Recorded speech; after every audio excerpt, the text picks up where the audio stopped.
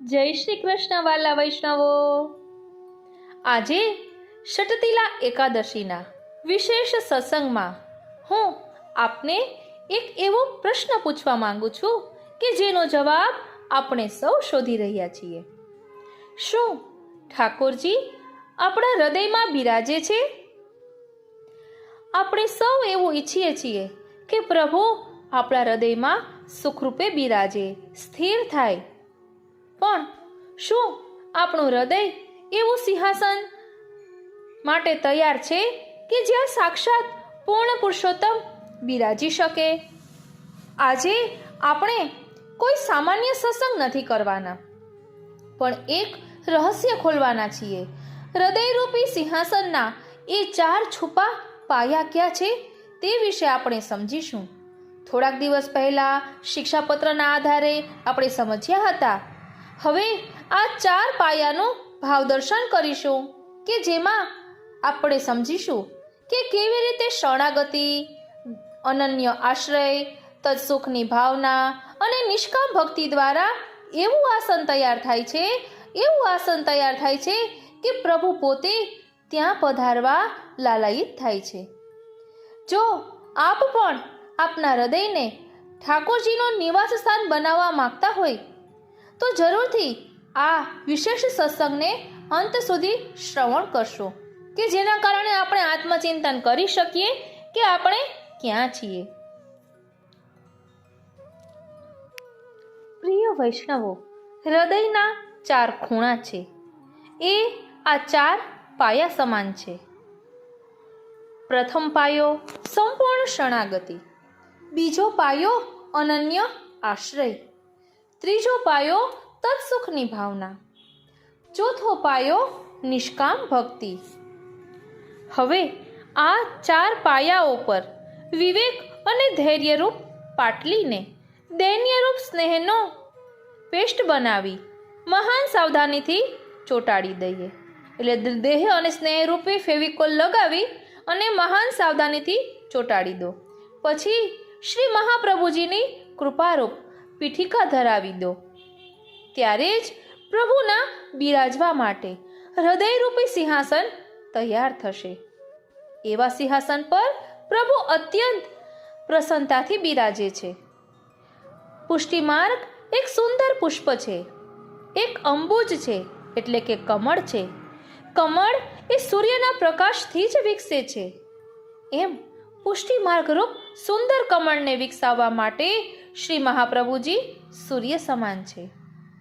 એ સુંદર પુષ્પરૂપ પુષ્ટિમાર્ગની રક્ષા માટે વેદની મર્યાદાઓ છે। જો પુષ્ટિમાર્ગીય વૈષ્ણવ સેવાપરાયણ, નામપરાયણ અને કથાપરાયણ હોય તો તે સહજ રીતે શ્રી ઠાકોરજીને પ્રાપ્ત કરી લે છે। ધ્યાન આપજો, પુષ્ટિમાર્ગીય વૈષ્ણવ સેવાપરાયણ, નામપરાયણ અને કથાપરાયણ હોય તો તે સહજ રીતે શ્રી ઠાકોરજીને પ્રાપ્ત કરી લે છે। ઠાકોરજી 6 ગુણો ધરાવનારા છે। એક વૈષ્ણવમાં જો કીર્તન, સ્મરણ, દર્શન, પ્રાર્થના, શ્રવણ અને સેવા આ 6 માંથી કોઈ એક પણ ગુણ હોય ને તો પ્રભુ તેનું કલ્યાણ જરૂર કરે છે। શ્રીનાથજી શરણમ મમ, શ્રી યમુનાજી શરણમ મમ, શ્રી વલ્લભ શરણમ મમ। નામ એ કૃપા છે, ધામ કૃપા છે, દર્પણે દર ક્ષળે કામ કૃપા છે, ભાવ કૃપા અને સ્વભાવ કૃપા છે, કણકણમાં પ્રભાવ કૃપા છે। એટલે પ્રભુની કૃપાની વાત ના પૂછો, તેનું નામ લેવું ને એ પણ એમની જ કૃપા છે। જેને ભગવાનની કૃપા પર ભરોસો છે અને તેમના ન્યાય પર વિશ્વાસ છે તેને સંસારની કોઈ પણ સ્થિતિ ડગમગાવી શકતી નથી। ઈશ્વર તો મારા વિના પણ ઈશ્વર જ છે, પણ હું ઈશ્વર વિના કશું જ નથી। શ્રી કૃષ્ણ શરણમ મમ। એટલે હવે આપણે પણ એવું સુંદર સિંહાસન શ્રી વલ્લભની કૃપાથી તૈયાર કરવું છે કે જેમાં પ્રભુ સુખપૂર્વક બિરાજે। તો સિંહાસન તૈયાર કરવા માટે 4 પાયાની જે વાત કરી તો તેમાં કહ્યું છે સંપૂર્ણ શરણાગતિ, અનન્ય આશ્રય, તત્સુખની ભાવના અને નિષ્કામ ભક્તિ. તો ચાલો ને સિંહાસનના આ 4 પાયાઓને સુંદર રીતે સમજી લઈએ. સૌપ્રથમ સમજીએ સંપૂર્ણ શરણાગતિ. તો શરણાગતિની વાત કરીએ ને તો શરણાગતિના પુષ્ટિ માર્ગમાં 6 પગથિયા દર્શાવ્યા છે. જો એ 6 પગથિયા આપણે અમલમાં લઈ લઈએ તો આ હૃદયરૂપી સિંહાસનનો જે પ્રથમ પાયો છે સંપૂર્ણ શરણાગતિ એ સિદ્ધ કરી શકાય. શ્રી મહાપ્રભુજીએ પંચશ્લોકી ગ્રંથમાં શરણાગતિના 6 પગથિયા બતાવ્યા છે. જીવનમાં આ 6 બાબતોનો બરાબર સ્વીકાર કરવામાં આવે ત્યારે શરણાગતિ અવશ્ય દ્રઢ થઈ શકે. આ પગથિયાનો આપણે વિચાર કરીએ. પહેલું, અનુકૂલસ્ય સંકલ્પ. ધ્યાન આપજો, પહેલું પગથિયું અનુકૂલસ્ય સંકલ્પ. એટલે હૃદયરૂપી સિંહાસનનો પ્રથમ પાયો સિદ્ધ કરવા સંપૂર્ણ શરણાગતિ માટે 6 પગથિયા જે છે તેમાં પહેલું પગથિયું અનુકૂલસ્ય સંકલ્પ. જે ભગવત સુખમાં અનુકૂળ હોય, ધ્યાન આપજો, જે ભગવત સુખમાં અનુકૂળ હોય તે કરવાનો સંકલ્પ રાખવો. શ્રી ઠાકોરજીનું સુખ એ દાસત્વની પહેલી શરત છે. દાસ બનીને જો સ્વામીનું સુખ ના થઈ શકે તો તે દાસપણાની કોઈ જ કિંમત નથી. આપણે આપણું જીવન આપણા સુખ માટે જીવવાનું નથી, પરંતુ ભગવત સુખ માટે જ જીવવાનું છે. જીવનની દરેક પ્રવૃત્તિ પ્રભુના સુખનો વિચાર કરીને જ થવી જોઈએ. સવારે ઉઠવાથી માંડી સુવા સુધીની એક એક ક્રિયા આ દ્રષ્ટિબિંદુથી કરવી જોઈએ. જેમ કે દંત ધાવન એટલા માટે કરવું જોઈએ કે આપણા મોંની દુર્ગંધથી પ્રભુને પરિશ્રમ ના થાય. શ્રી મહાપ્રભુજી નિરોધ લક્ષણ ગ્રંથમાં આજ્ઞા કરે છે કે લગ્ન અને સંતાન પ્રાપ્તિ પણ આ હેતુથી થવા જોઈએ. મળત્યાગ વગેરે પણ આ વિચારથી જ થવા જોઈએ.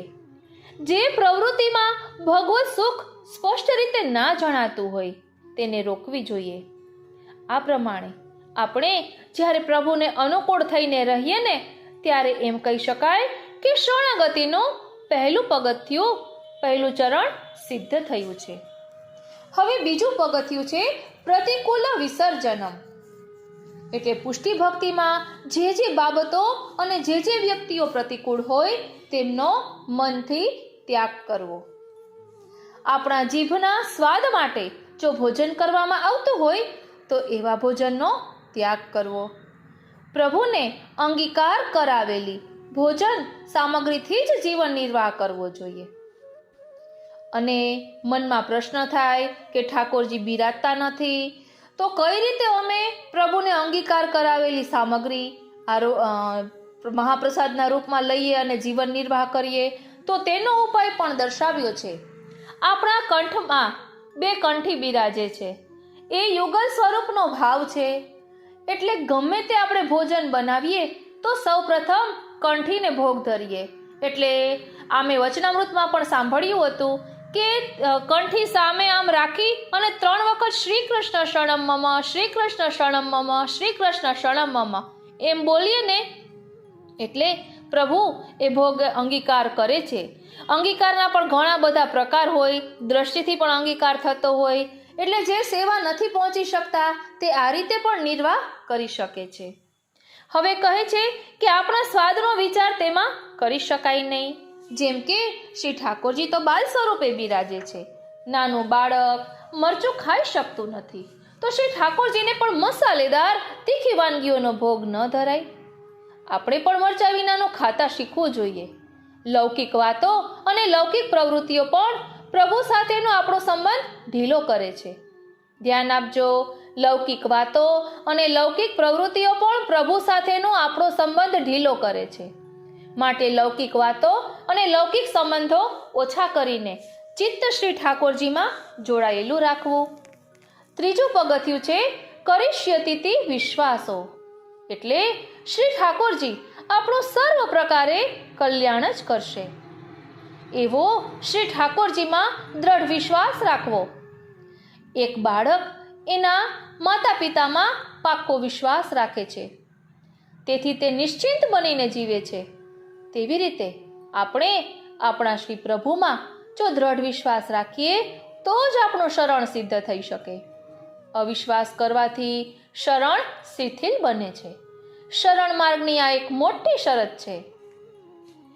ચોથું પગથિયું ભર્તૃત્વે વર્ણમ યથા, એટલે પતિ પત્ની એકબીજાનું વરણ કરીને સહજીવન જીવે છે. તેવી રીતે પ્રભુએ આપણું પણ વરણ કર્યું છે. વરણ કહેતા સ્વીકાર, એટલે પ્રભુ આપણો ક્યારેય ત્યાગ નહીં કરે. ઓ શ્રીનાથજી, ધ્યાન આપજો, પ્રભુ ક્યારેય આપણો ત્યાગ નહીં જ કરે. જ ઉપર ભાર મૂક્યો છે. તેઓ પ્રભુમાં પાક્કો વિશ્વાસ રાખવો જોઈએ અને પ્રભુના બનીને રહેવું. પ્રભુમાં અનન્યતા કેળવવી. પ્રભુને છોડીને અન્ય કોઈનો આશ્રય ન કરવો. પાંચમું છે આત્મનિવેદ્ય, એટલે કે આત્મનિવેદન.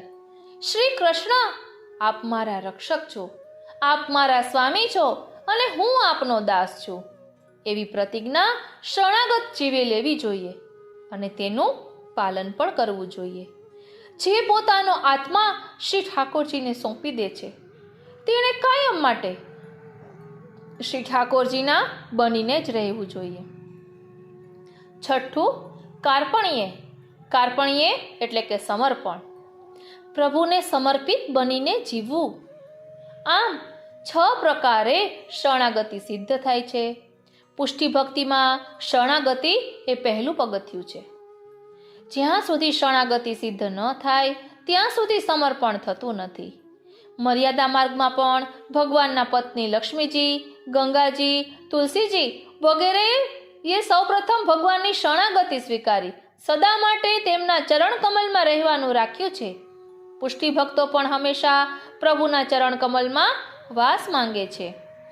શરણાગત જીવે પ્રભુના બંને ચરણ કમલોનું સદા ચિંતન કરવું.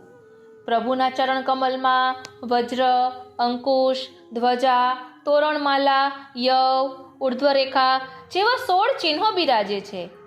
આ દિવ્ય 16 ચિહ્નો સહિત ભગવત ચરણારવિંદનું ચિત્તમાં ધ્યાન ધરવું. શ્રી હરિરાયજી સમજાવે છે કે રસિક ચરણ શરણ રહત હૈ, બડભાગી જન અપનો કલ ગોકુલપતિ ભરત તાહી બાથે. જય જય શ્રી વલ્લભ પ્રભુ શ્રી વિઠ્ઠલેશ સાથે. એટલે જે જીવ પ્રભુના ચરણ કમલનું શરણ રાખે છે તેમને પ્રભુ પોતાના બનાવી પોતાના આલિંગનમાં લે છે. ઓ શ્રીનાથજી, વારી જાઉં, બલિહારી જાઉં અને શું કરી જાઉં. ધ્યાન આપજો, જે જીવ પ્રભુના ચરણ કમલનું શરણ રાખે છે તેમને પ્રભુ પોતાના બનાવી પોતાના આલિંગનમાં લે છે. માટે પુષ્ટિ જીવે સૌ પહેલા પુષ્ટિ શરણાગતિ સિદ્ધ કરવી જરૂરી છે.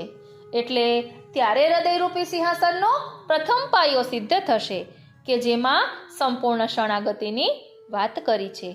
હવે આ 6 પગથિયા જાણ્યા પછી આત્મચિંતન કરીએ કે આપણે ક્યાં પાછળ રહી ગયા છીએ, શું ઘટે છે. જે ઘટતું હોય તે પૂરું કરવાનો શ્રી વલ્લભની કૃપાથી પ્રયાસ કરીએ. ચાલો હવે હૃદયરૂપી સિંહાસન માટે બીજો પાયો સિદ્ધ કરવાનો છે.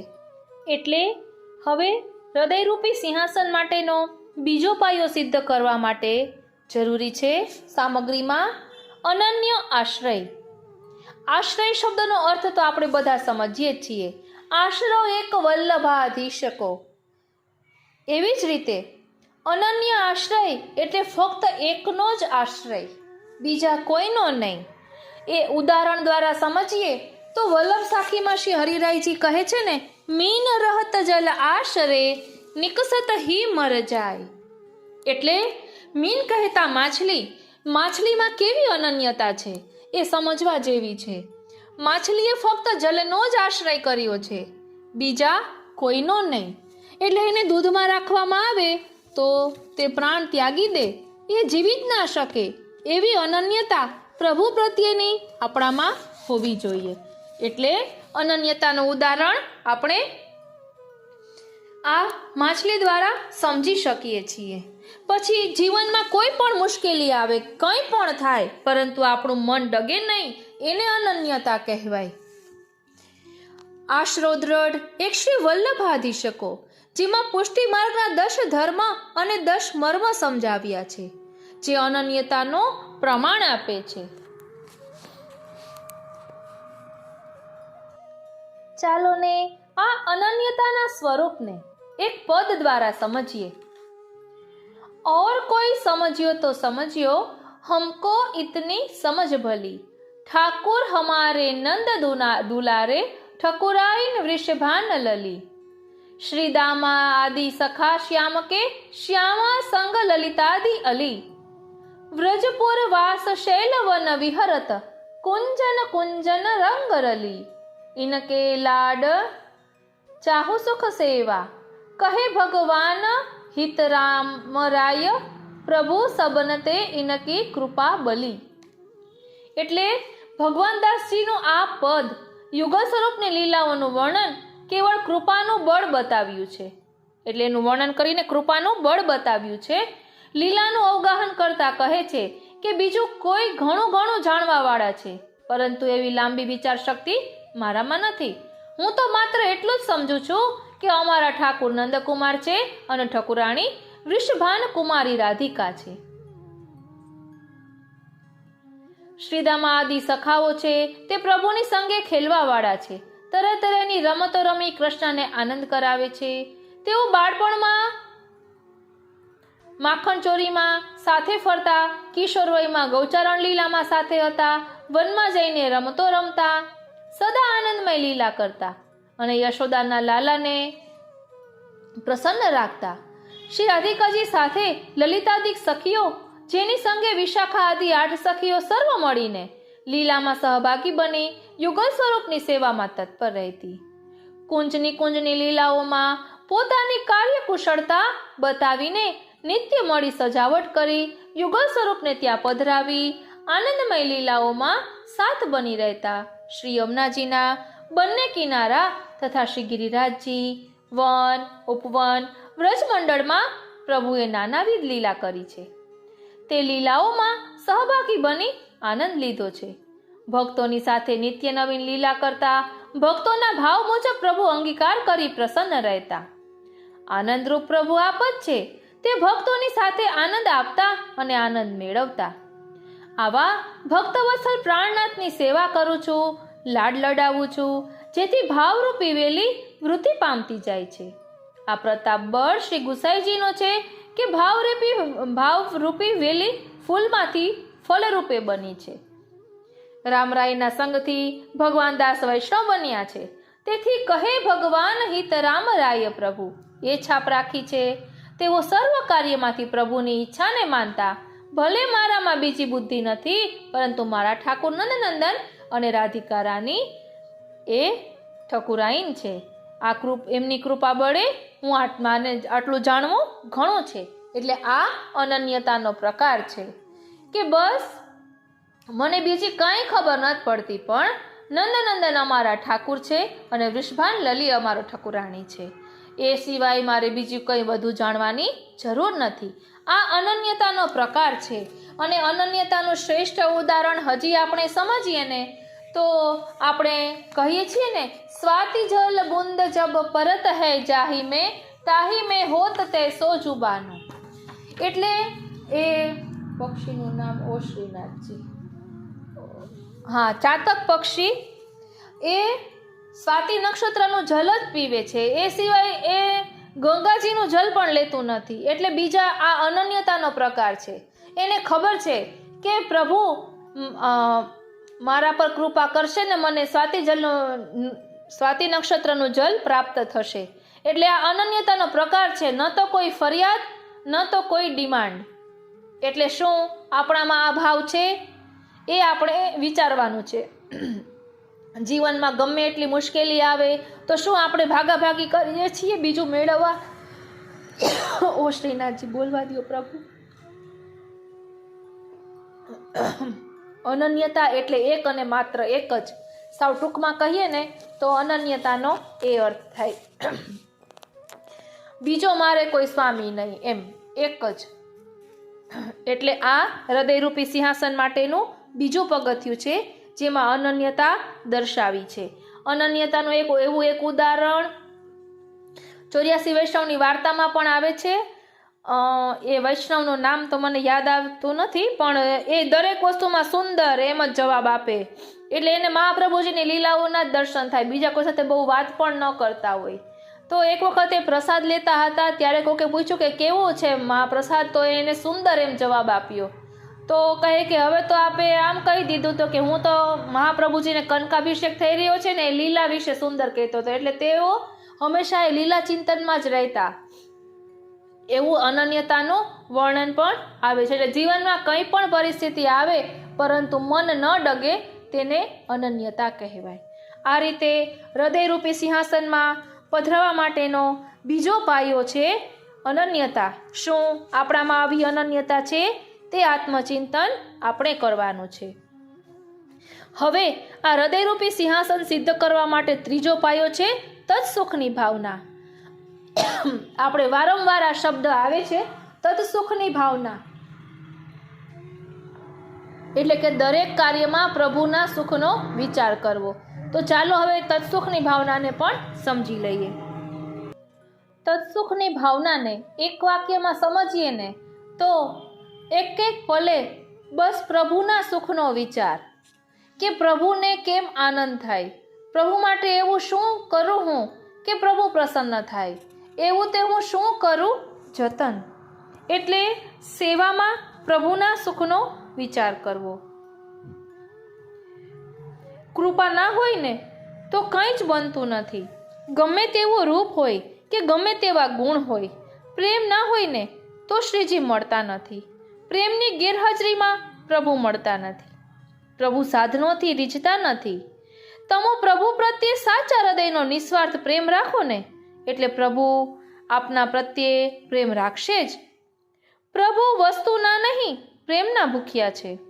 સારામાં સારા કુળમાં જન્મ થયો હોય, કર્મો સારા, સાત્વિક અને વેદ વેદાંતનું જ્ઞાન હોય, પણ પ્રભુ પ્રત્યે પ્રેમ ના હોય ને તો પ્રભુ કૃપા મળતી નથી. પ્રેમ એકડો છે અને અન્ય મીંડા છે. એકડા વિના મીંડાની કોઈ કિંમત નથી. તેથી જ પ્રેમ વિના જીભથી પોપટની જેમ પડી જવાથી પ્રભુ પામી શકાતા નથી. પ્રેમ તત્વ એ જ સર્વસ્વ છે. આથી જ પુષ્ટિ માર્ગમાં પ્રેમથી એટલે કે ભાવથી સેવા કરવાનું કહ્યું છે. વલ્લભની આજ્ઞાનું પાલન કરવું તે જ પુષ્ટિ ભક્તિ. પુષ્ટિ માર્ગીય વૈષ્ણવે કદાપી ફળની આશા ન રાખી તત્સુખની ભાવના સાથે શ્રી ઠાકોરજીની સેવા, પ્રભુનો અનુગ્રહ સેવા દ્વારા જ પ્રાપ્ત કરી શકાય છે. એટલે મન સદા શ્રી ઠાકોરજીમાં જોડાય એ જ નિરોધ. આ કરવાથી જીવની અહંતા મમતા છૂટી જશે અને શ્રી કૃષ્ણ શરણમ મમ આ અષ્ટાક્ષર મહામંત્રનો પાઠ આપણે વૈષ્ણવોએ નિરંતર સદા સર્વદા કરતા રહેવું જોઈએ. શ્રી ઠાકોરજીને માખણ અત્યંત પ્રિય છે અને એમના ભગવદીય ભક્તો પણ મિત્ર છે. ઠાકોરજીને કલેશ અને ધુમાડો તો જરા પણ ગમતો નથી. શ્રી ઠાકોરજીને 2 કટોરી સામગ્રી ઓછી ધરશો તો ચાલશે, પણ ભક્તોએ કલેશ ટાળવો જોઈએ. એટલે માખણ બહુ પ્રિય છે તો તેનો અર્થ આપણે તત્વની દ્રષ્ટિએ સમજીએ તો માખણ કેવું છે? એકદમ ઉજ્જવલ છે, કોમલ છે. તો પ્રભુને પણ એવા કોમલ ઉજ્જવલ ભક્તો ગમે છે. એટલે કે જેનામાં ન તો કોઈ પ્રત્યે દ્વેષભાવ છે, ન તો કોઈમાં રાગ છે, એવા ઉજ્જવલ સ્વભાવના ભક્તો પ્રભુને ગમે છે. કોમલ હૃદયવાળા. આપણું હૃદય કોમલ હશે ત્યારે જ પ્રભુ સિંહાસનમાં બિરાજશે ને. જે સિંહાસનની આપણે વાત કરી રહ્યા છીએ, એમના પાયા વિશે સમજી રહ્યા છીએ, જેમાં તત્સુખની ભાવના એ ત્રીજો પાયો કહ્યો છે. એટલે આ સ્વરૂપને આપણે સમજવાનું છે. કારણ કે પુષ્ટિ માર્ગમાં પ્રભુના સુખનો જ વિચાર છે. પ્રભુ પાસે ક્યારે કંઈ માગવું નહીં, કારણ કે માગણીમાં લાગણી ન હોય. આપણે જરા પણ માગવાનો વિચાર આવે એટલે પ્રભુ પર અવિશ્વાસ કર્યો કહેવાય. કે શું આપણને પ્રભુ પર અવિશ્વાસ છે કે પ્રભુ પાસે આપણે કંઈક માંગીએ છીએ? માટે પ્રભુ પાસે ક્યારેય પણ માગવું નહીં, અને પ્રભુ પ્રસન્ન થઈને માગવાનું કહે ત્યારે પણ પ્રભુના સુખનો વિચાર કરીને જ માગવું, જેનું પ્રકટ પ્રમાણ આપણને નારાયણદાસ બ્રહ્મચારીની વાર્તામાં મળી આવે છે. પ્રભુ તેના પર પ્રસન્ન થયા, ગોકુલચંદ્રમાજી પ્રસન્ન થયા અને કહ્યું કે તું કંઈક માગ, આજે હું તારા પર ખૂબ જ પ્રસન્ન છું. ત્યારે તેમણે કહ્યું કે આપ વલ્લભ ગૃહે પધારો, આપના સુખનો વિચાર ત્યાંથી વધુ ક્યાંય નહીં થઈ શકે. એટલે એમણે પ્રભુના સુખનો વિચાર કર્યો છે. આમ આપણે પણ તત્સુખની ભાવના રાખવાની. હવે હૃદયરૂપી સિંહાસન સિદ્ધ કરવા માટેનું આ ત્રીજું આપણે પાયો સમજ્યા. હવે ચોથો પાયો સમજીએ તો ઓ શ્રીનાથજી, ચોથો પાયો કયો છે? નિષ્કામ ભક્તિ. નિષ્કામ ભક્તિ એટલે કે નિર્ગુણ ભક્તિ, એટલે ભક્તિ કરીએ પરંતુ તેમાં કોઈ પણ પ્રકારની કામના ન હોય. આપણે પ્રકાર દર્શાવ્યા છે ને, સાત્વિક, રાજસ, તામસ અને નિર્ગુણ. એટલે જે નિર્ગુણ ભક્તિ કરે છે તેને ભક્તિ કરે છે પરંતુ કોઈ પણ કામના નથી કે કોઈ કંઈક મેળવવા માટે નથી કરતા. એ તો ફક્ત પ્રભુના સુખનો વિચાર જ કરે છે. નિર્ગુણ ભક્તિનું દાન કરનારા શ્રી યમુનાજી છે. આપણે યમુનાષ્ટકમાં બોલીએ છીએ ને, સ્વભાવ વિજયો ભવેત વદતિ વલ્લભ શ્રી હરે. એટલે શ્રી યમુનાજીના ચરણારવિંદમાં વિનંતી ધરવાની છે કે અમારામાં પણ આવો નિર્ગુણ ભાવ પ્રગટે એવી કૃપા કરો. એટલે આપણે પણ એ વિચારવાનું છે કે આપણે ઠાકોરજીની સેવા કરીએ છીએ તો કંઈક મેળવવા કરીએ છીએ, સ્તોત્ર પાઠ કરીએ છીએ તો શું આપણે કોઈ પુણ્ય કમાવાના ભાવથી કરીએ છીએ? જો આવું બધું કરતા હોઈએ ને તો આપણે નિર્ગુણ પ્રકારમાં નથી આવતા. એટલે એ આત્મચિંતન તો ખૂબ જ જરૂરી છે કે નિર્ગુણ એટલે કે નિષ્કામ ભક્ત આપણે છીએ કે નહીં. પ્રિય વૈષ્ણવો, જેમનામાં પુષ્ટિમાર્ગીય નિર્ગુણ ભક્તિ નથી, એટલે કે જેઓ સર્વ સાધનોથી રહિત નથી, જગતની વિસ્મૃતિ નથી, તેમનો જન્મ પૃથ્વી ઉપર નકામો છે. શ્રી યમુનામાના ચરણોમાં જે મન સમર્પી દે તેનું સમર્પણ દીપી ઉઠે છે. શ્રી યમુનાજીને સમર્પિત કરવામાં મુહૂર્ત હોય, સમર્પણ કરીએ એ જ ઘડી મંગલ બની જાય છે. શ્રી યમુનાજીની કૃપાથી સમર્પિત મન પ્રભુના ચરણમાં જલ્દી સ્થિર થાય છે અને ભગવત કૃપાની પ્રાપ્તિ થાય છે, જેનાથી જીવન પ્રભુલક્ષી બને છે. આપણે શ્રી ગુસાઈજીનું નામ બોલીએ છીએ ને, શ્રી વિઠ્ઠલ. એ શબ્દમાં પણ 4 વર્ણ છે, એટલે કે 4 અક્ષર છે. શ્રી કહેતા લક્ષ્મી રૂપા શ્રી રાધિકાજી, વિદ કહેતા જ્ઞાન રૂપા વેદની શ્રુતિ સ્વરૂપા શ્રી ચંદ્રાવલીજી, ઠ કહેતા રાગ રહિત શૂન્ય જેમનો સંસારને રાગ સ્પર્શ્યો નથી તેવા કુમારિકાજી, અને લ કહેતા સ્વીકાર એટલે કે સર્વ ભક્તોનો શ્રી ઠાકોરજી પાસે સ્વીકાર કરનારા શ્રી યમુનાજી, 4 પ્રકારના સ્વામિનીઓના ભાવનું સ્વરૂપ તે શ્રી વિઠ્ઠલ છે. એટલે શ્રી યમુનાજીની કૃપાથી આપણો જો માગવાવાળો ભાવ હશે ને, એ સ્વભાવ હશે ને, તો એ સ્વભાવને પણ શ્રી યમુનાજી બદલી દેશે. તો નિર્ગુણ ભક્તિ વિશે આપણે સમજવું જોઈએ. આપણે હમણાં થોડાક દિવસ પહેલાં જ આ નિર્ગુણ ભક્તિનો પ્રકાર સમજ્યા છીએ કે જેમાં આપણે દામોદરદાસ હરસાણીજીની વાર્તા દ્વારા સમજ્યા હતા કે નિર્ગુણ ભક્ત કોને કહેવાય. આપણા દામોદરદાસ હરસાણીજી એ નિર્ગુણ ભક્ત છે, જેમને કોઈ કામના નથી, ફક્ત ને ફક્ત પ્રભુના સુખનો જ વિચાર કર્યો છે. શ્રી મહાપ્રભુજી જ્યારે દામોદરદાસ હરસાણીજીની ગોદીમાં પોઢ્યા હતા ત્યારે પણ એમના સુખનો વિચાર કરીને જ એમણે પ્રભુને રોક્યા હતા ઈશારાથી કે પ્રભુ પોઢ્યા છે. અને તે સમયે મહાપ્રભુજી દામોદરદાસ હરસાણીજીને વિરહનું દાન કરી રહ્યા હતા, એવો પણ પ્રસંગ મળી આવે છે. અને જ્યારે શ્રી મહાપ્રભુજી જાગ્યા અને પછી દામોદરદાસ હરસાણીજી ઉપર ખીજ્યા ત્યારે પણ પ્રભુએ પક્ષ લીધો છે દામોદરદાસ હરસાણીજીનો કે એને તો એનો સેવક ધર્મ નિભાવ્યો છે, એને તમે ના ખીજાઓ. આમ પ્રભુ પણ પ્રસન્ન થાય છે જ્યારે આપણે નિષ્કામ ભાવે સેવા કરીએ છીએ. તો આપણા હૃદયરૂપી સિંહાસનમાં પ્રભુને પધરાવવા માટે આ 4 પાયા મુખ્ય છે. શું? આપણા આ 4 પાયા મજબૂત છે હૃદયરૂપી સિંહાસન સિદ્ધ કરવા માટે? તે આપણે આત્મચિંતન કરવાનું છે. અને અહીં કહ્યું હતું કે શ્રી વલ્લભ પ્રભુ કમળ સમાન છે. સર્વોત્તમ સ્તોત્રમાં નામ આવે છે ને, ભક્તિ માર્ગાબ્જ માર્તંડઃ. તો એ આપણે અલગથી સર્વોત્તમ સ્તોત્રના ભાવ દ્વારા શ્રી મહાપ્રભુજીના એ નામને સમજીશું. અત્યારે આ 4 પાયાઓનું મનન ચિંતન કરીએ અને ક્યાં છીએ એ આપણે સમજીએ. બોલો શ્રી વલ્લભાધીશ કી જય. વાલા વૈષ્ણવો, જય શ્રી કૃષ્ણ.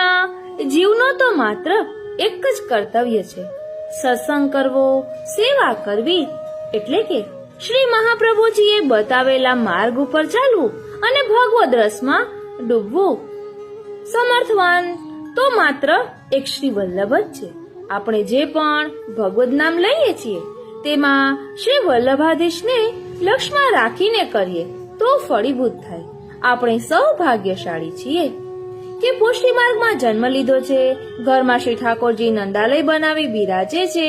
શ્રી ઠાકોરજીની સેવા, ગુરુનું સાનિધ્ય અને વૈષ્ણવનો સંગ હોય ત્યાં સુધી કલયુગનો સ્પર્શ થઈ શકતો નથી. બીજા બધા માર્ગમાં ભક્તને ભગવાન સુધી લઈ જાય, પણ પુષ્ટિ માર્ગમાં તો મહાપ્રભુજી ભગવાનને ભક્ત પાસે લઈ જાય છે. જેનું પ્રત્યેક કર્મ, ધર્મ, વૈરાગ્ય ભગવત સેવામાં ઉપયોગી ના હોય તે જીવ જીવતો છતાં મરેલો છે. માટે ભગવત સત્સંગ છોડવો નહીં. બોલો શ્રી વલ્લભાધીશ કી જય. વાલા વૈષ્ણવો, જય શ્રી કૃષ્ણ. હું મનાતુરી આપ સર્વે વૈષ્ણવોનું આજના આ અલૌકિક સત્સંગમાં હાર્દિક સ્વાગત કરું છું. વાલા વૈષ્ણવો, ષોડશ ગ્રંથમાંના ભક્તિવર્ધિની ગ્રંથનું આજે આપણે થોડું ભાવદર્શન કરીશું. શ્રી વલ્લભની વાણીનું અનુસરણ કરતા કરતા 84,252 વૈષ્ણવો પ્રભુ સાથે સ્નેહ કરતી વેળા ભક્તિના કેવા કેવા નાજુક ઉપાયોને અનાયાસ શોધી લીધા તેની ઝાંખી કરીએ અને ત્યારબાદ ભક્તિવર્ધિની ગ્રંથનો પાઠ કરીએ.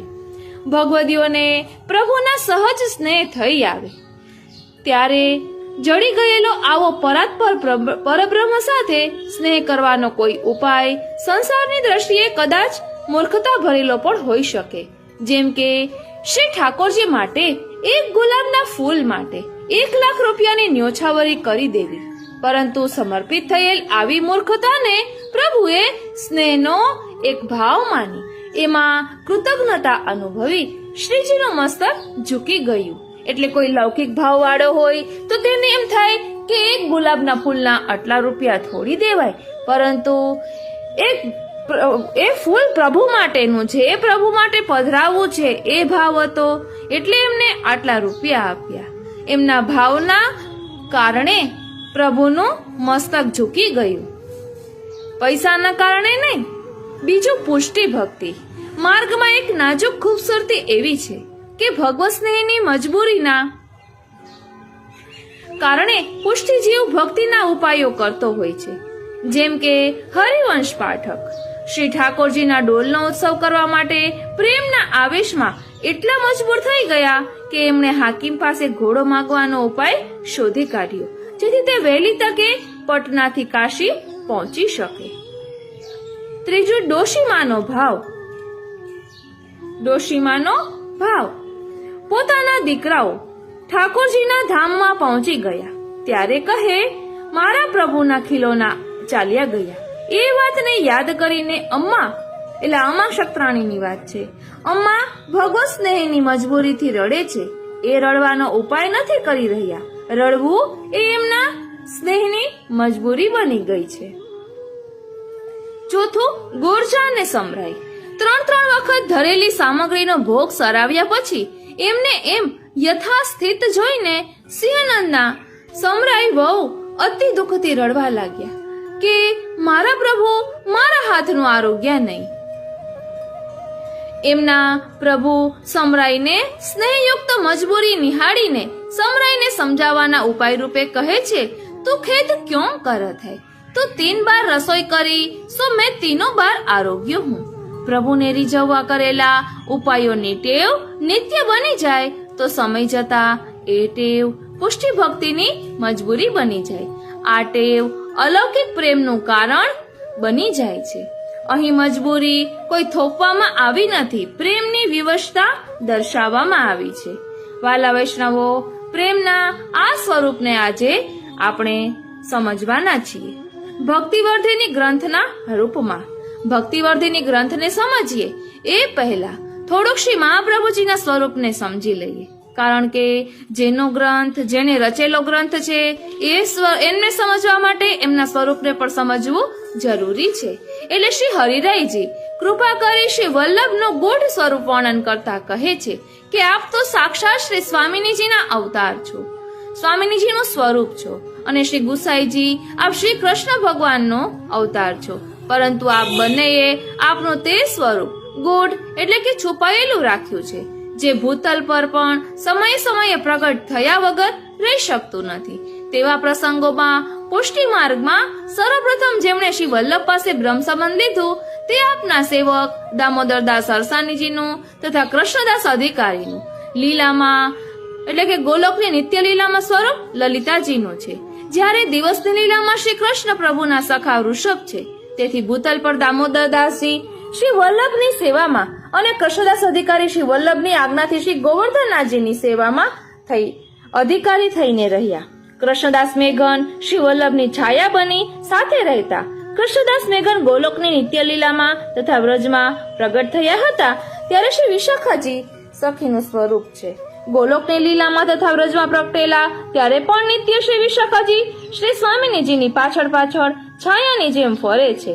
શ્રી વલ્લભના સેવક શ્રી સુરદાસજી ગોલોકની તથા વ્રજમાં પ્રગટ થયેલા ત્યારે દિવસની લીલામાં શ્રી કૃષ્ણ પ્રભુના સખા છે, ત્યાં કૃષ્ણ નામ છે। તેઓ રાત્રિની લીલામાં શ્રી સ્વામિનીજીની સખી રૂપે ચંપકલતા સખી છે। શ્રી વલ્લભના સેવક પરમાનંદાસ ગોલોકમાં તથા વ્રજમાં પ્રગટ થયા હતા ત્યારે દિવસની લીલામાં શ્રી કૃષ્ણ પ્રભુના સખા તોક છે, અને રાત્રિની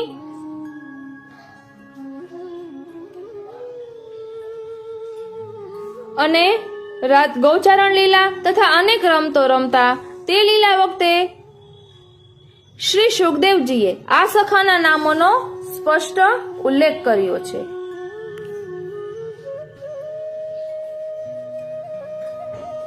શ્રીનાથજી સ્પષ્ટ ઉલ્લેખ કર્યો છે। ફક્ત રાધાજી એટલે કે શ્રી સ્વામિનીજીને ભાગવતજીમાં પ્રગટ રૂપે સુખદેવજીએ વર્ણવ્યા નથી, એટલે કે શ્રી વલ્લભ સાથે અહીંયા ભૂતલ પર જે સૌથી નિકટતમ વૈષ્ણવો છે તે સર્વ ગોલોકના નિત્ય લીલાના શ્રી સ્વામિનીજીના પરિકરનું પ્રાકટ્ય થયેલું જણાય છે। તેથી શ્રી હરિરાયજી કહે છે કે શ્રી વલ્લભ વિઠ્ઠલ રૂપ કો કરી શકે વિચાર, ગૂઢ ભાવ્ય સ્વામિની પ્રકટ કૃષ્ણ અવતાર। શ્રી હરિરાયજી આ સાખીમાં કહે છે કે શ્રી વિઠ્ઠલ એ શ્રી કૃષ્ણનો જ પ્રકટ અવતાર છે। શ્રી ગુસાઈજી સાક્ષાત ગોલોકપતિ શ્રી કૃષ્ણ જ છે। તેથી શ્રી કૃષ્ણના જે સખાઓનું વર્ણન ભાગવતજીમાં આવે છે તે બધા જ અહીંયા બ્રહ્મ સંબંધ લઈ શરણે આવી સેવક થઈ નિત્ય લીલાનો આનંદ અષ્ટછાપ કીર્તન રૂપે વર્ણવ્યો છે, જેમાં અહીંયા 252 સેવકોમાં જે 244માં સેવક ચિત્સ્વામીજી છે તે ગોલોક તથા વ્રજ લીલામાં પ્રગટેલા, ત્યાં તેમનું નામ સુબલ છે, અને રાત્રિની લીલામાં પદ્મ છે તે ચંદ્રાવલીજીની સખી છે। વળી 241માં સેવક નંદાસજી છે તે ગોલોક તથા વ્રજ લીલામાં પ્રગટેલા, ત્યાં તેમનું નામ ભોજ છે, જે રાત્રિની લીલામાં ચંદ્રરેખા છે, જે ચંદ્રાવલીજીની સખી છે। વળી 247માં સેવક ગોવિંદ સ્વામી ગોલોકમાં તથા વ્રજમાં પ્રગટેલા ત્યારે ત્યાં શ્રીદામા સખા છે, રાત્રિમાં શ્રી ચંદ્રાવલીજીની ભામા સખી છે। વળી 250માં સેવક ચતુર્ભુજદાસ કુમનદાસજીના પુત્ર તે ગોલોકમાં અને વ્રજમાં પ્રકટ થયેલા। તો અનેક અખત દૈવી જીવોને અંગીકાર કર્યા પહેલા કોટી કંદર્પ લાવણ્યયુક્ત એવા વ્રજના નંદનંદન શ્રી કૃષ્ણ સ્વરૂપે દર્શન આપ્યા છે। પણ શ્રી હરિરાયજી આ સાખીમાં કહે છે કે પ્રકટ કૃષ્ણ અવતાર એવો અર્થ પૂર્ણ પુરુષોત્તમ એવો થાય। પૂર્ણ પુરુષોત્તમ એટલે કે અત્યાર સુધી જેટલા અવતાર થયા તે પૂર્ણ પુરુષોત્તમ શ્રી ગુસાઈજીના જ કહેવાય। તેવા પૂર્ણ પુરુષોત્તમ રૂપે દર્શન 252 સેવકોમાં 12મા સેવક સેવક માણેકચંદજીને જેવા બ્રહ્મ સંબંધ લીધા તે જ ક્ષણે થયા. તે વખતે જ માણેકચંદજીએ એક વધાઈ ગાઈ શ્રી ગુસાઈજીને સંભળાવી હતી. તે વધાઈ રાગ દેવ ગંધાર ચહુ જુગ વેદ વચન પ્રતિપાર્યો ધર્મ ગ્લાની ભઈ જબહી જબ તબ તુમ વપો ધાર્યો સત્ય યુગ શ્વેત વરાહ રૂપ ધરી હિરણ્યાક્ષ ઉરફાર્યો ત્રેતા રામ રૂપ દશરથ ગૃહ રાવણ કુલહી સંહાર્યો દ્વાપર વ્રજ બુડત તે રાખી સુરપતિ પાયન પાર્યો કંસાદિક દાનવ સબ મારે વસુધા ભાર ઉતાર્યો અબ વલ્લભ ગૃહ પ્રકટ હોય કે માયાવાદ નિવાર્યો માણિકચંદ શ્રી વિઠ્ઠલ પ્રભુ કો પુરુષોત્તમ રૂપ નિહાર્યો. આવો પૂર્ણ પુરુષોત્તમ રૂપે દ્રઢ ભાવ માણિકચંદનો જોઈને શ્રી ગુસાઈજી ખૂબ જ પ્રસન્ન થયા. એક પ્રસંગમાં આપે સ્વયં આપના શ્રી મુખે વાણી ઉચ્ચારીને આપનું પૂર્ણ સ્વરૂપ પ્રકટ કરતા શ્રી ગુસાઈજીએ શ્રી મુખે કહ્યું કે અમે વસુદેવજીના ઘરે એટલે કે જેલમાં પ્રકટ થયા હતા. એ સમય શ્રી ગુસાઈજીના 252 સેવકોમાં 174મી વાર્તામાં સેવક ધર્મદાસ અડિગના તે વાર્તા પ્રસંગમાં જ્યારે ધર્મદાસે દેહ છોડ્યો ત્યારે શ્રી ગુસાઈજીએ કહ્યું કે આ ધર્મદાસ અમારી સેવા ભલી ભાંતિ કરતો. ત્યારે શ્રી બાલકૃષ્ણજીએ ધર્મદાસના આટલા વખાણ કેમ કરો છો એમ કહ્યું. કારણ કે આ ધર્મદાસ જે પહેલા આંધળો હતો તેને આંખો આપે જ કૃપા કરીને આપી પછી આપની સેવામાં રાખ્યો. આપની ચરણ સેવાનો લાભ આપ્યો. શ્રી નવનીત પ્રિયાજીનો મહાપ્રસાદ તેમને આપતા. ત્યારે શ્રી બાલકૃષ્ણજી સાથે જે સંવાદ શ્રી ગુસાઈજીએ કર્યો તેમાં શ્રી ગુસાઈજીએ શ્રી મુખે સ્વયં વાણી ઉચ્ચારી તેનું વર્ણન સાક્ષાત શ્રી ગોકુલનાથજી મહારાજે 84 વૈષ્ણવોની વાર્તામાં કરેલ છે. જે સંવાદ અહીં એડ કરું છું. તેમાં શ્રી ગુસાઈજી કહે છે श्री वसुदेव जी के घर हम प्रकट भय हते तब यानी धर्मदास ने अपने पूर्व जन्म में पक्षपात कीनो हतो। कौन सा पक्षपात? जो यह धर्मदास कंस को खवास हतो।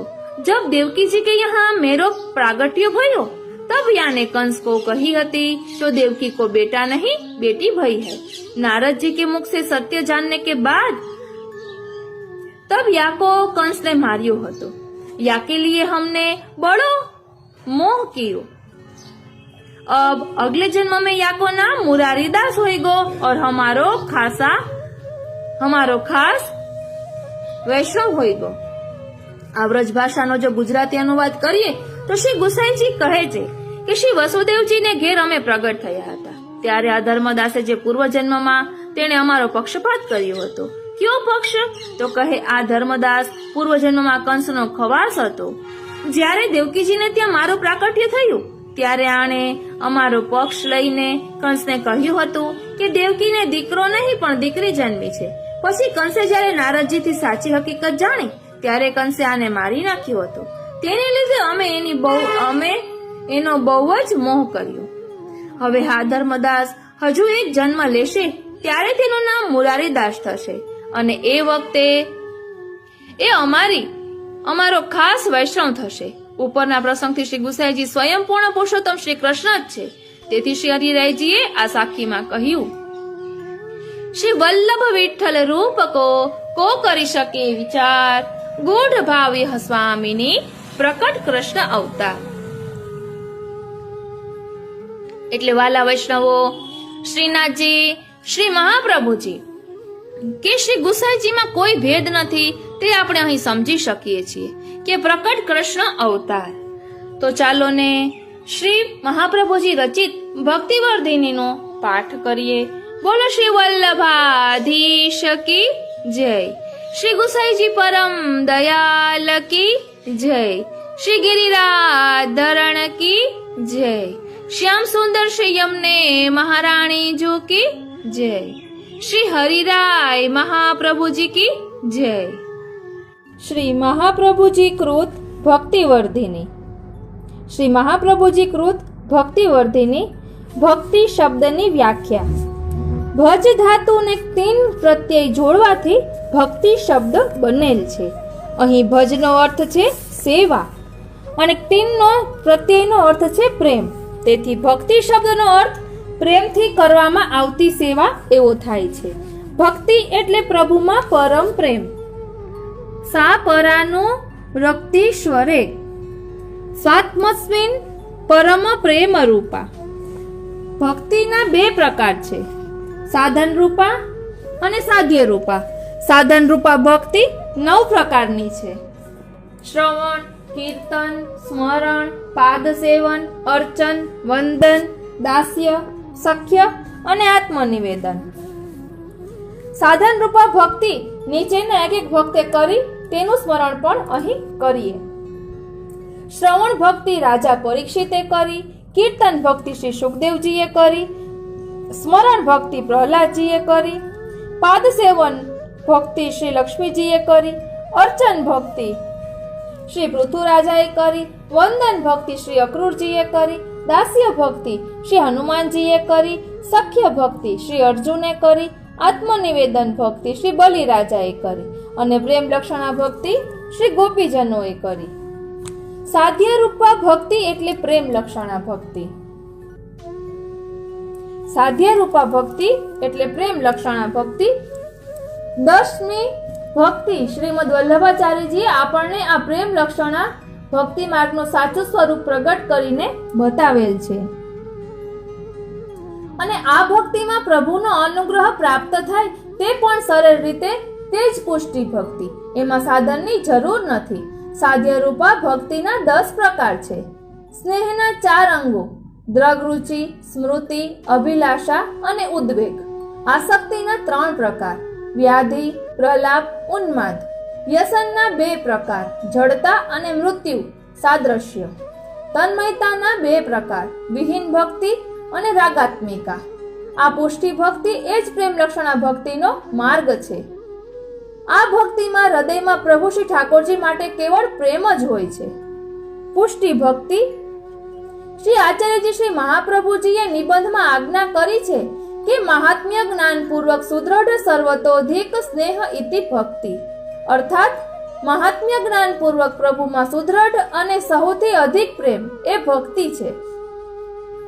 તેને પુષ્ટિ ભક્તિ કહેવામાં આવે છે. અને શ્રીમદ ભાગવત, ભગવદ્ ગીતા, વેદ, શ્રી મહાપ્રભુજી કૃત ગ્રંથો વગેરેમાં ભગવાન શ્રી કૃષ્ણનું જે મહાત્મ્ય વગેરે વર્ણવ્યું છે તે જાણીને ને સમજીને સૌથી વધારે સ્નેહ સહિત સુદ્રઢ ભાવ ભગવાન શ્રી કૃષ્ણ પ્રત્યે જો ભક્ત વ્યક્ત કરે છે તો તે બાબત યાને ક્રિયા ભક્તિ બની જાય છે.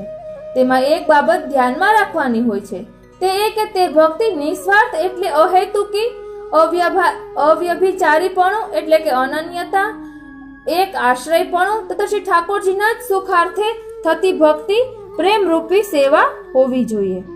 પુષ્ટિ માર્ગીય ભક્તિની ભક્તિ નિષ્કામ હોય છે. શ્રી ઠાકોરજીની કૃપા કંઈ જીવે કરેલા સાધનો ઉપર આધાર રાખતી નથી. એ તો કોઈ પણ જાતના હેતુ વગર જ પ્રગટ થાય છે.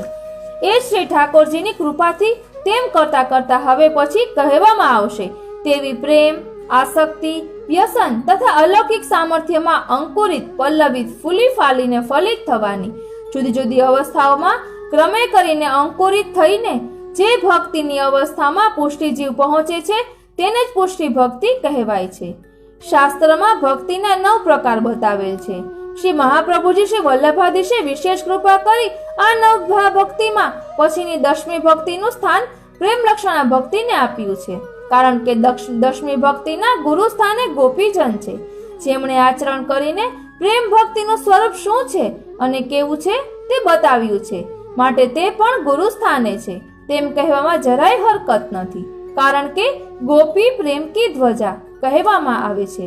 તેથી શ્રી મહાપ્રભુજીએ સૌથી પ્રથમ સ્થાન આપી ભક્તને દાસ ભાવનો મહાત્મ્ય સમજાવી પોતાના દૈવી નિજ જીવને પ્રેમ લક્ષણા આપી, એટલે કે પ્રેમ લક્ષણા સાથે નવધા ભક્તિયુક્ત એવી ભગવત સેવા કરવા આજ્ઞા કરીને સમજાવેલ છે. જેથી આ ભક્તે શ્રી ભાગવતજીમાં દર્શાવ્યા મુજબની એક જુદી જુદી ભક્તિ કરવાની રહેતી નથી. પુષ્ટિ ભક્તિમાં 9 પ્રકારની ભક્તિનો સમાવેશ આપોઆપ થઈ જાય છે. પુષ્ટિ ભક્તિમાં જ્યારે જીવ એટલે કે ભક્ત આ માર્ગ ઉપર ભક્તિ કરતા કરતા ચાલે છે અને શ્રી ઠાકોરજીએ જીવ ઉપર કૃપા કરવા તે માર્ગ ઉપર વળે છે ત્યારે તે માર્ગ પુષ્ટિ માર્ગ બને છે. અને ભક્ત પુષ્ટિ ભક્તિ માર્ગીય ભગવદીય બને છે. શ્રીમદ ભાગવતજીમાં દશમ સ્કંદમાં વર્ણવ્યા મુજબ વ્રજ ભક્તોની સવારથી સાંજ રાત્રિ સુધીની દરરોજની મુખ્ય ક્રિયા અને ચિંતન સ્મરણ શ્રી ઠાકોરજીના જે સુખાર્થે સ્નેહમય ભાવમય હતું, તેથી તેઓ શ્રી ઠાકોરજીના કૃપાપાત્ર બન્યા અને તેમની આ ક્રિયા પણ ભક્તિમય બની ગઈ. દરરોજની જીવનચર્યા પુષ્ટિ ભક્તિ બની ગઈ અને શ્રી ઠાકોરજીની આવી ક્રિયાવાળો એ માર્ગ રોજની જીવનચર્યા જ પુષ્ટિ ભક્તિ બની ગઈ.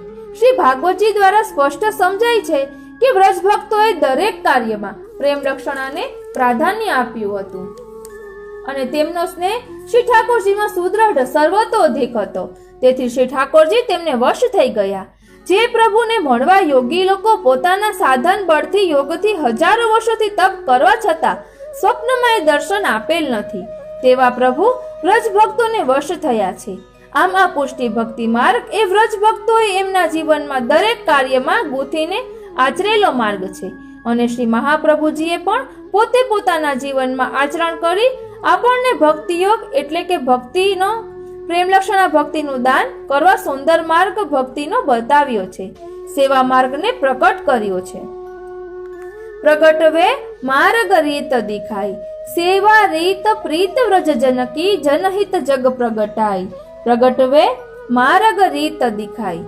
પુષ્ટિ ભક્તિનું પરમ સાધન સેવા છે. અહીં સાધન અને સેવા જુદા નથી પરંતુ એક છે. શરૂઆતમાં સાધન જેવું લાગે છે, પરંતુ મહાત્મ્ય જ્ઞાનપૂર્વક સુદ્રઢ સ્નેહ થવો જરૂરી છે. પ્રેમ, આસક્તિ, વ્યસન સેવા કરતા કરતા થાય છે.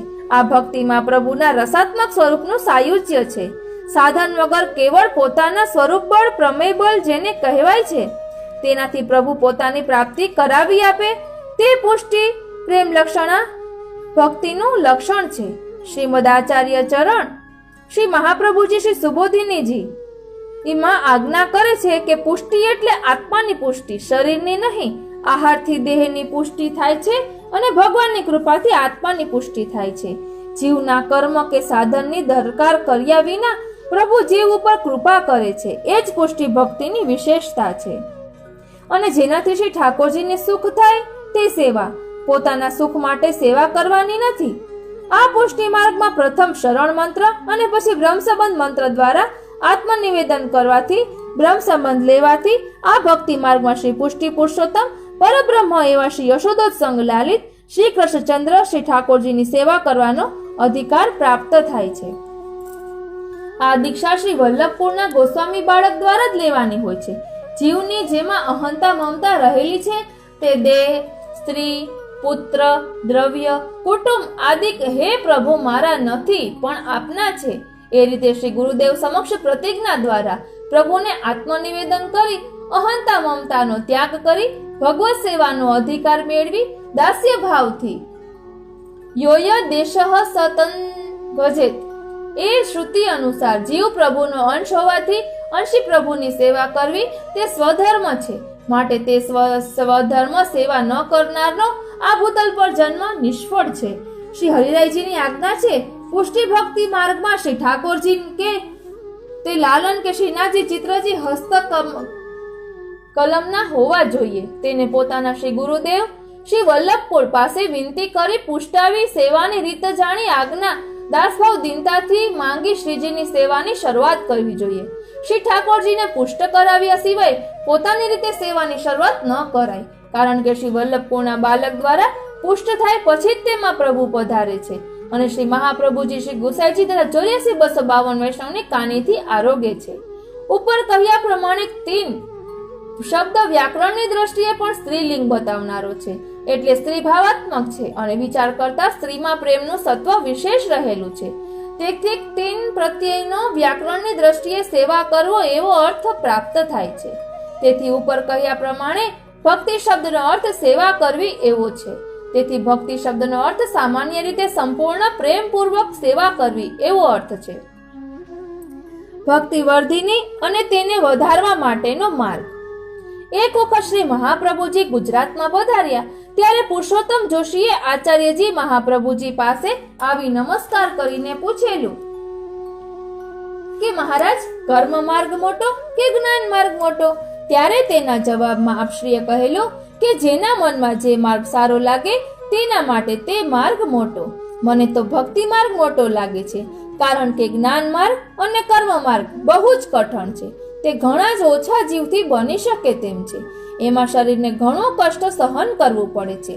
આવા કષ્ટ માર્ગ કરતા ભક્તિ માર્ગ સહેલો અને સરળ છે. આ ભક્તિ માર્ગમાં જનાર સંસારમાં રહીને પણ સુખેથી પ્રભુ પ્રાપ્તિ કરી શકે છે.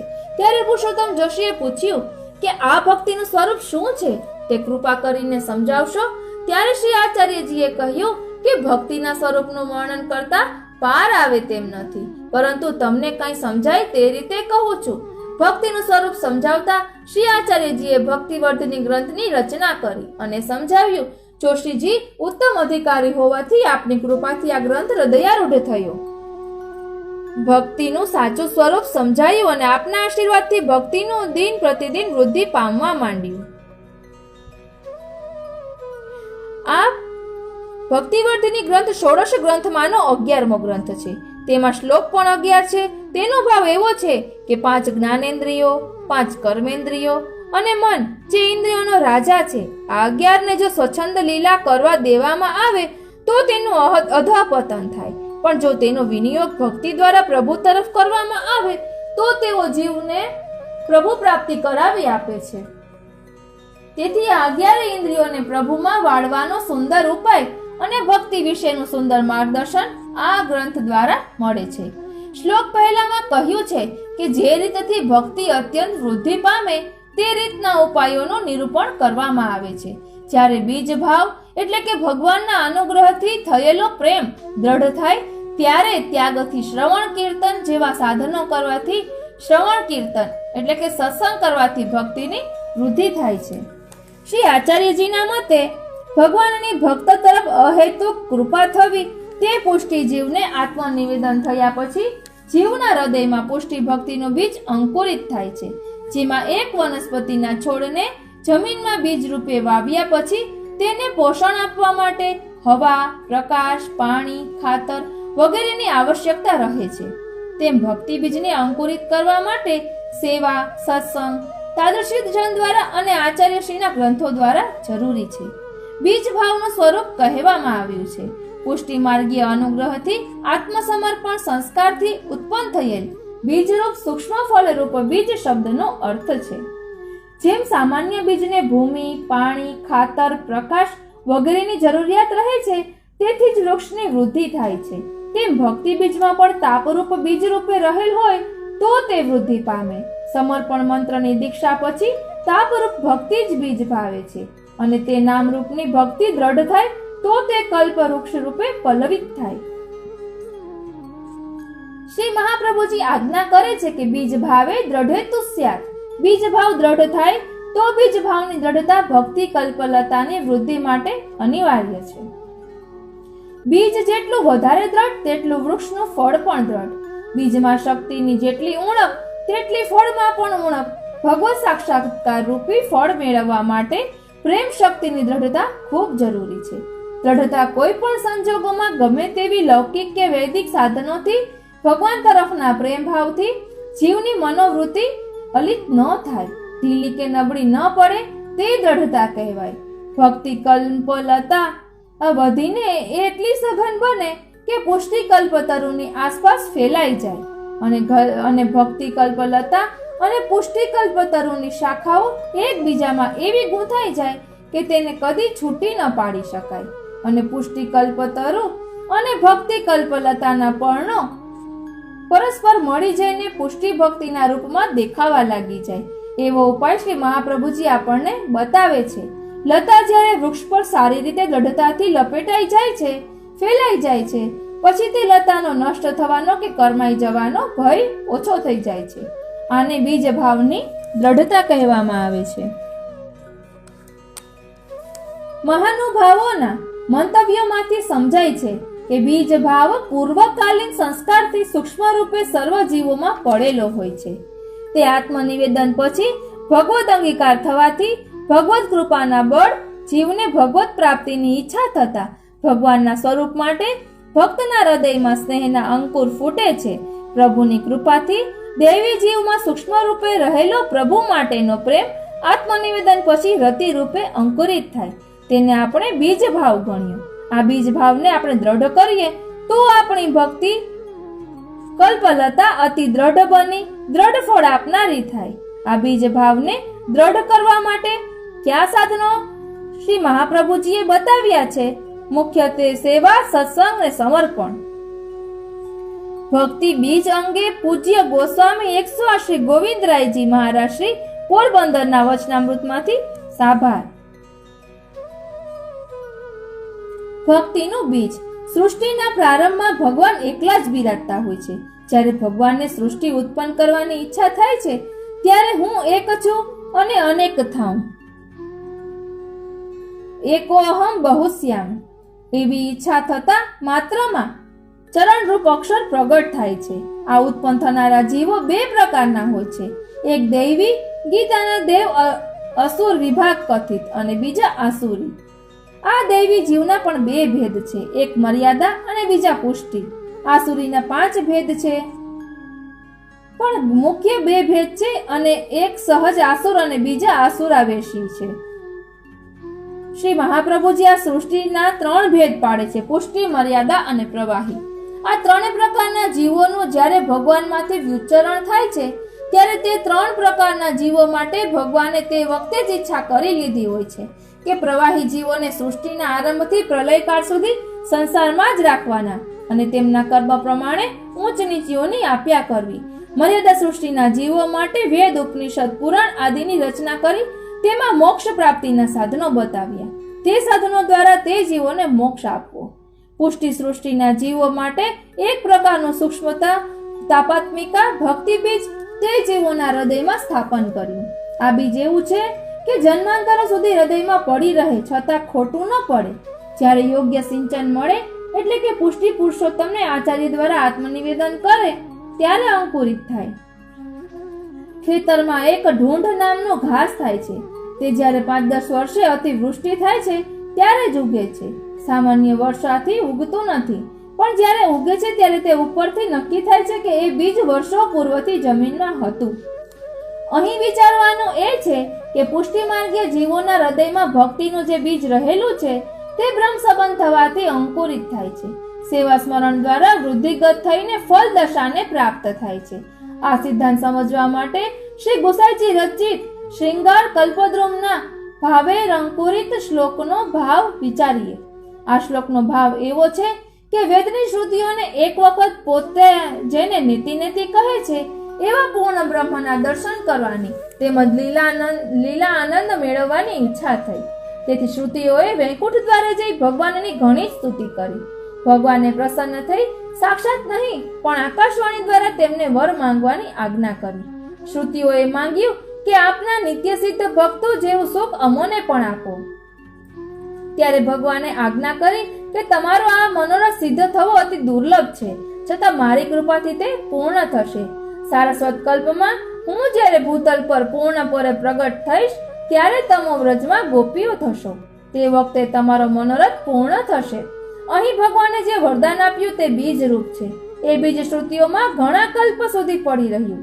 જ્યારે સારસ્વત કલ્પ આવ્યો તેઓ ગોપી રૂપે વ્રજમાં પ્રગટ થયા. નંદરાયને ત્યાં શ્રી ઠાકોરજીનું પ્રાગટ્ય થયું. એની વધાઈ સાંભળતા જ દોડીને આ ગોપીજનો નંદાલયમાં ગયા.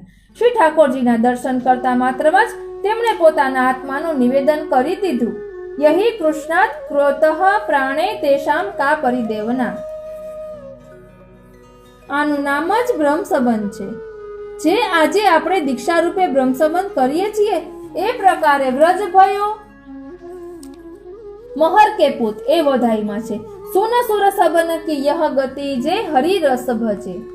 આ પ્રમાણે આત્મનિવેદન થતા જ ગોપીજનોના હૃદયમાં જે ભક્તિ બીજ હતું તે અંકુરિત થયું.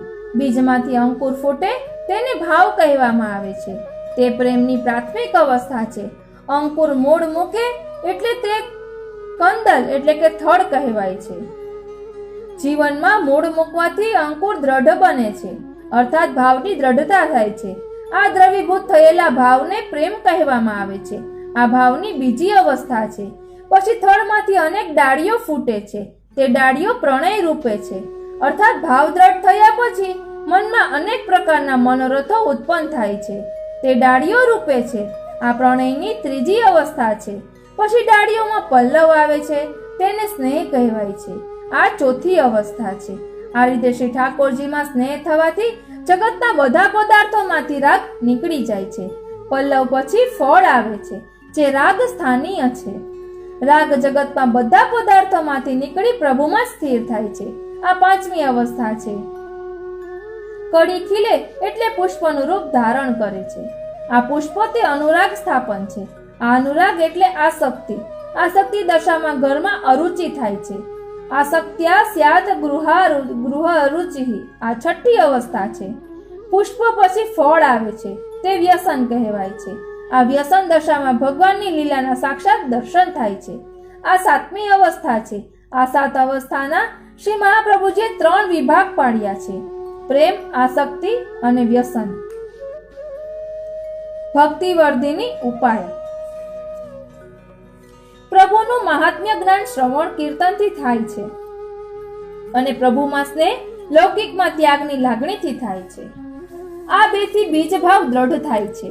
બીજભાવ દ્રઢ થયા વગર વૃક્ષ બનતું નથી. ખેતરમાં વાવેલા ઘણા બીજ નકામા જાય છે, કારણ કે તે જમીનમાં ઉપલક રહેતા હોય છે. જમીનના જે ભાગમાં ભીનાશ રહેલ હોય ત્યાં સુધી બીજ પહોંચ્યું ન હોય તો તે બીજ નકામું થાય છે. તેમજ જે શ્રવણ કીર્તન મનમાં રહેલી પ્રેમની લાગણી સુધી પહોંચતું નથી તે ભક્તિ ઉત્પન્ન કરતું નથી. શંકા.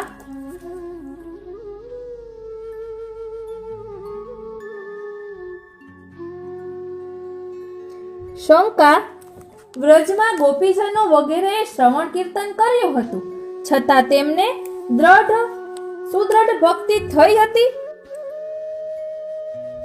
ફરી એકવાર. શંકા. વ્રજમાં ગોપીજનો વગેરે શ્રવણ કીર્તન કર્યું હતું, પ્રશ્ન કર્યો છે, છતાં તેમને કેમ સુદ્રઢ ભક્તિ થઈ હતી? તો તેના સમાધાનમાં કહે છે, શ્રુતિની ઋચાઓ જ મનુષ્ય રૂપે અવતરી હતી. શ્રુતિની ઋચાઓ સાક્ષાત પ્રભુના મહાત્મ્ય જ્ઞાન સ્વરૂપ છે, જેથી તેમને પ્રભુનું મહાત્મ્ય રગે રગે હતું. તેમજ ઋષિ રૂપા ગોપીજનોએ પણ પૂર્વજન્મમાં પ્રભુનું મહાત્મ્ય જ્ઞાન મેળવ્યું. પછી સ્તુતિ કરતા વરદાન મળવાથી ગોપીજન થયેલ હતી. પૂર્વજન્મમાં વિશેષ મહાત્મ્ય જ્ઞાન અને તેથી વધેલા સ્નેહને લીધે હાલ પણ ઘણાની નાની ઉંમરથી પ્રભુમાં ઘણો સ્નેહ હોય છે અને લૌકિકમાં ત્યાગ વૃત્તિ હોય છે. આપણામાં લૌકિક ત્યાગ વૃત્તિ નથી, તેથી મહાત્મ્ય જ્ઞાન અને સ્નેહ હૃદયમાં સ્થિર થયા નથી. એમ સમજી લૌકિક ત્યાગ વૃત્તિપૂર્વક શ્રવણ કીર્તન માટે કાળજી રાખવી. હવે બીજની દ્રઢતાનો પ્રકાર કહે છે. સ્વધર્મપણાથી ઘરમાં રહીને સેવા અને શ્રવણ આદિ વડે લૌકિક કાંઈ પણ વ્યવહાર વગરના થઈ કૃષ્ણને ભજે, તેથી પ્રેમ થાય. પછી આસક્તિ થાય અને છેવટે વ્યસન થાય. અથવા સ્વધર્મપણાથી ઘરમાં રહીને લૌકિક વ્યવહાર થોડો ઘણો કરવા છતાં હરિમાં ચિત્ત રાખી શ્રવણ અને સેવામાં હંમેશા પ્રયત્નવાળો રહે, જેથી પ્રેમ થાય. પછી આસક્તિ અને છેવટે વ્યસન થાય. આ બંને ઉપાયમાં પહેલો વધારે ચડિયાતો છે. તેમાં પ્રભુના ઉપર દ્રઢ વિશ્વાસની જરૂર છે. તેમાં લૌકિક ગંધથી રહિત થઈને કૃષ્ણની સેવા અને શ્રવણ કરવાનું છે, જેથી પ્રેમ, આસક્તિ અને વ્યસન તાકીદે થાય છે, કારણ કે તેમાં દુસંગનો ઝાઝો સંભવ નથી. આવો દ્રઢ વિશ્વાસ પ્રભુ પ્રત્યે ન હોય તો પહેલા પ્રકારમાં દુસંગ થવાના પ્રસંગ વધારે છે. માટે તેથી વધારે ડરતા રહેવાનું છે. વ્યવહાર કરવા છતાં વ્યવહારના વખતે પણ ચિત્ત તો હરિમાં જ રાખવું. વ્યવહારમાં ચિત્ત પરોવી દેવું નહીં. હરિમાં ચિત્ત રાખી વ્યવહાર કરવાથી દુસંગ બહુ બાધા કરતો નથી.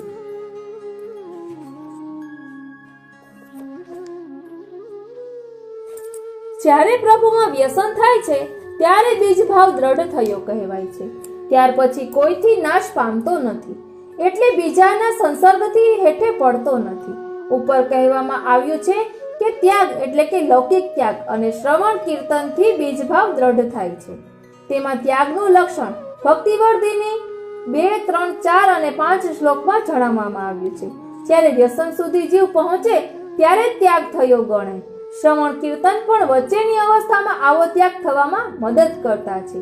શ્રવણ કીર્તન વિના આવો ત્યાગ સિદ્ધ થતો નથી. આવો ત્યાગ થતા બીજભાવ દ્રઢ થયો ગણાય છે. પ્રભુમાં વ્યસન થયા બાદ તેને દુસંગ નીચે પાડવા સમર્થ થતો નથી. પણ ભક્તિનું દ્રઢ થયેલ બીજ વૃક્ષરૂપ થવામાં તો દુસંગ બાધક જ છે. જેમ કેટલાક છોડને ઉપરથી છેદી નાખીએ તો પણ વારંવાર ફૂટી વધે છે, તેમ બીજ દ્રઢ થયા પછી તેનું દુસંગ વડે છેદન થાય તો બીજને કાંઈ બાધ આવતો નથી, પણ તે થયેલ બીજ વૃક્ષરૂપ થઈ શકતું નથી. માટે વ્યસન થયા પછી પણ દુસંગથી ડરતા રહેવું જોઈએ. પ્રભુમાં વ્યસન થાય ત્યાં સુધી ઘરમાં રહી પ્રભુ સેવા કરવાની આજ્ઞા છે, પરંતુ જ્યારે પ્રભુમાં વ્યસન થાય ત્યારે પ્રભુ સેવા નિમિત્તે પણ કુટુંબવાળા ઘરમાં રહે તે બાધક છે. તેવું કહે છે, પ્રભુમાં વ્યસન દશા જેની થઈ હોય તેને તાદ્રશી કહે છે. એવા ભગવદીયને પણ હંમેશા ઘર વિનાશ કરનાર થાય છે. માટે ઘર ત્યાગ કરીને પ્રભુ જ એક અર્થ છે એવા મનવાળો પ્રભુ મેળવવાને જ મહેનત કરે તે સર્વથી અધિક અને સર્વથી પર સુદૃઢ ભક્તિને મેળવે છે. વ્યસન સુધીની દશા થયા પછી પ્રભુને જ મળવાનો તીવ્ર વિરહ તાપ થાય ત્યારે રાસ પંચાધ્યાયમાં પ્રભુ અંતર ધ્યાન થતા પ્રભુ શોધવામાં ગોપીજનોની દશા થઈ હતી તેવી દશા તાદ્રશીની થાય ત્યારે પ્રભુ સાક્ષાત સ્વરૂપનો અનુભવ એટલે કે દર્શન કરાવે છે. આને સુદ્રઢ ભક્તિ કહે છે. બીજનું દ્રઢપણું થવું તે દ્રઢ ભાવવાળી ભક્તિ છે, પરંતુ જ્યારે સુદ્રઢ ભક્તિ થઈ એટલે તેને કશાનો ભય નથી. એટલું સુદ્રઢ ભક્તિનું વિશેષપણું છે. પ્રભુમાં અત્યંત ભાવ વધારવાથી ઘર છૂટી થાય તે પ્રકાર કહ્યો. હવે અજ્ઞાનથી કોઈએ ઘર છોડી દીધું હોય તો ત્યાર પછી તેને શું કરવું કે જેથી કલ્યાણ થાય તે કહે છે. અજ્ઞાનથી કરેલ ત્યાગમાં દુસંગથી અને અન્નદોષથી ઘણું બાધ કરનાર છે. માટે તેણે હરિસ્થાનમાં રહેવું અને ત્યાં પણ પ્રભુમાં તત્પર તદીઓની સાથે રહેવું. વધુ પરિચયથી ચિત્ત દોષવાળું થાય તેમ લાગે તો જેમ ચિત્ત દોષવાળું ન થાય તેમ છેટે રહી દિવસનો કેટલોક ભાગ સત્સંગ કરવો. અજ્ઞાનથી ત્યાગ કરેલાના શ્રેયનો ઉપાય બતાવાય છે, જેથી જ્ઞાન થયું ક્યારે કહેવાય અને અજ્ઞાન કોને કહેવાય તે પણ જાણવું જોઈએ. ગીતાજીના 13મા અધ્યાયમાંથી 7 થી 11 સુધીના શ્લોકોમાં જ્ઞાન અને અજ્ઞાન સંબંધી નીચે મુજબ વર્ણન થયું છે. પ્રભુમાં અત્યંત ભાવ વધારાથી ઘર છૂટી જાય તે પ્રકાર કહ્યો. હવે અજ્ઞાનથી કોઈએ ઘર છોડી દીધું હોય તો ત્યાર પછી તેણે શું કરવું કે જેથી કલ્યાણ થાય તે કહે છે. અજ્ઞાનથી કરેલ ત્યાગમાં દુસંગથી અને અનદોષથી ઘણું બાધ કરનાર થાય છે. માટે તેણે હરિસ્થાનમાં રહેવું અને ત્યાં પણ પ્રભુમાં તત્પર તદીઓની સાથે રહેવું. વધુ પરિચયથી ચિત્ત દોષવાળું થાય તેમ લાગે તો જેમ ચિત્ત દોષવાળું ન થાય તેમ છેટે રહી દિવસનો કેટલોક ભાગ સત્સંગ કરવો. અજ્ઞાનથી ત્યાગ કરેલાના શ્રેયનો ઉપાય બતાવાય છે, જેથી જ્ઞાન થયું ક્યારે કહેવાય અને અજ્ઞાન કોને કહેવાય તે પણ જાણવું જોઈએ. ગીતાજીના 13મા અધ્યાયમાંથી 7 થી 11 સુધીના શ્લોકમાં જ્ઞાન અને અજ્ઞાન સંબંધી નીચે મુજબ વર્ણન થયું છે. જ્ઞાન અમાનીપણું, અદંભીપણું, અહિંસા, ક્ષમા, સરળતા, આચાર્યની ઉપાસના, બુદ્ધિ, સ્થિરતા, ઇન્દ્રિયોનો આત્મામાં નિગ્રહ, ઇન્દ્રિયોનો વિષય તરફ વૈરાગ્ય, અનહંકાર, જન્મ મૃત્યુ વૃદ્ધાવસ્થા વ્યાધિ વગેરેના દુઃખોના દોષનો અનુભવ, પુત્ર સ્ત્રી ઘર વગેરેમાં અનાસક્તિ, તેમનો સત્સંગ, ઈચ્છેલા પદાર્થોની પ્રાપ્તિમાં સર્વદા સરખા ચિત્તપણું, પ્રભુના વિશે અનન્ય યોગવાળી અવ્યભિચારિણી ભક્તિ, એકાંત રહેઠાણ, જનસમૂહ પર અપ્રીતિ, અધ્યાત્મ જ્ઞાનમાં હંમેશા નિષ્ઠા, તત્વજ્ઞાનમાં અર્થનું દર્શન, આનાથી વિરુદ્ધ તે અજ્ઞાન. ઉપર બતાવેલા જ્ઞાનના લક્ષણો છે તે રહી જે ઘરનો ત્યાગ કરે તે નિષ્ફળ છે. એટલું જ નહીં પણ વખત જતા પાખંડી થાય છે, જેથી તેવા અજ્ઞાનીઓએ કરેલ ઘર ત્યાગ પછી તેમની પાખંડી સ્થિતિ ન થાય તેટલા માટે શ્રી મહાપ્રભુજી ઉપાય બતાવે છે કે તેમણે હરિસ્થાન